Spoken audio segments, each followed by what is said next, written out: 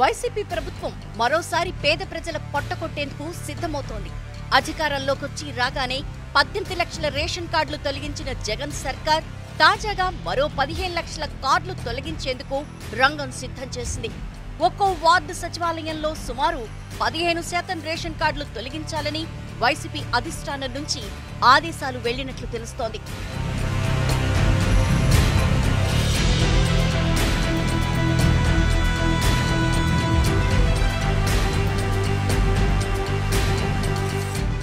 గతంలో పండగలొస్తే పేదల ఇంటికి ఏదో ఒక కానుకొచ్చేది. ప్రతి ఏడాది సంక్రాంతి పండగకు, ఉగాది పండగకు, రంజాన్, క్రిస్మస్ వంటి పర్వదినాల్లో చంద్రన్న కానుకను పంపిణీ చేసేవాళ్లు. కానీ ప్రస్తుతం సీన్ రివర్స్ అయింది. వైసీపీ అధికారంలోకి రాగానే కానుకలన్నీ రద్దయ్యాయి. మరోవైపు రేషన్ కార్డును బియ్యానికే పరిమితం చేశారు.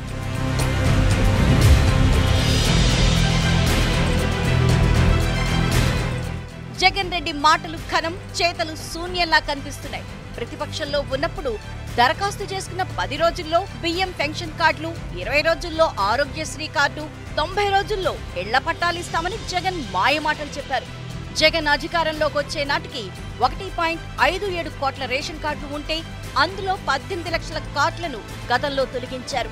ప్రస్తుతం ఏపీలో 1.45 కోట్ల రేషన్ కార్డుదారులు మాత్రమే ఉన్నారు. తాజాగా మరో 15 లక్షల కార్డులకు కోత పెట్టాలని ప్రయత్నాలు మొదలుపెట్టారు. దీంతో రాష్ట్రానికి ఇదేం కర్మ అని ప్రజలు అనుకుంటున్నారు.